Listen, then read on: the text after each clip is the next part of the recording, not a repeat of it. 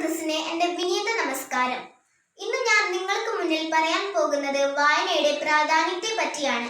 ഒരു വ്യക്തിയുടെ സമഗ്ര വളർച്ചയ്ക്ക് പിന്നിൽ വായന വഹിക്കുന്ന പങ്ക് വളരെ വലുതാണ്.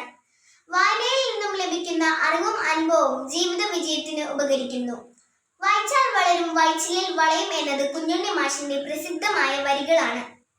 മനുഷ്യന്റെ സ്വഭാവ രൂപവൽക്കരണത്തിന് വായന സ്വാധീനം ചെലുത്തുന്നുണ്ട്. പുസ്തകവും ചങ്ങാതിമാരും ഒരുപോലെയാണെന്ന് പൊതുവെ പറയാറുണ്ട്.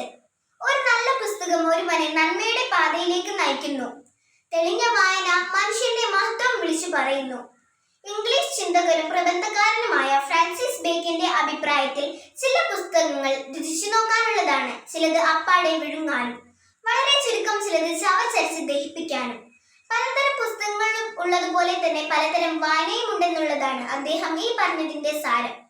ഞാൻ പുസ്തകങ്ങളെ സ്നേഹിക്കുന്നു. സുഹൃത്തുക്കളുടെ അഭാവം ഞാൻ പുസ്തകങ്ങളിലൂടെയാണ് നികത്തുന്നത്. ഇന്ത്യൻ ഭരണഘടനാ ശില്പിയായ ഡോക്ടർ BR അംബേദ്കർ എന്നവരുടെ വാക്കുകളാണ് ഇവ. വായനയാണ് അദ്ദേഹത്തെ ഉയരങ്ങളിൽ എത്തിച്ചത്. അറിവ് വർദ്ധിപ്പിക്കാനുള്ള ഏറ്റവും നല്ല മാർഗമാണ് വായന. വായന വളരണമെങ്കിൽ പുസ്തകങ്ങളുമായുള്ള ചങ്ങാത്തം അനിവാര്യമാണ്. ലോകത്തിന്റെ വെളിച്ചമാണ് പുസ്തകങ്ങൾ. വെളിച്ചം കണ്ടുവേണം കുട്ടികൾ വളരാൻ. എന്നാൽ ഇന്ന് വായനാശീലം പൊതുവെ കുറഞ്ഞു വരികയാണ്. ഇതിന് കാരണം ദൃശ്യമാധ്യമങ്ങളുടെ സ്വാധീനമാണ്. ഇന്റർനെറ്റ് യുഗത്തിൽ വാട്സപ്പും ഫേസ്ബുക്കും ഇൻസ്റ്റഗ്രാമും നോക്കിയിരിക്കാനാണ് ആളുകൾക്ക് കൂടുതൽ താല്പര്യം. ആധുനിക പ്രസിദ്ധീകരണങ്ങളിൽ നിന്ന് മാത്രം ലഭിച്ചിരുന്ന വിവരങ്ങൾ ഇന്ന് ദൃശ്യമാധ്യമങ്ങളിൽ നിന്ന് ലഭ്യമാണ്.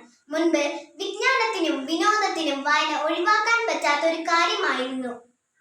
എത്ര പുസ്തകങ്ങൾ വായിച്ചു എന്നതിലല്ല, വായിച്ച പുസ്തകങ്ങളിൽ നിന്ന് എന്ത് നേടി എന്നതിലാണ് നമ്മൾ മൂല്യം കണ്ടെത്തേണ്ടത്.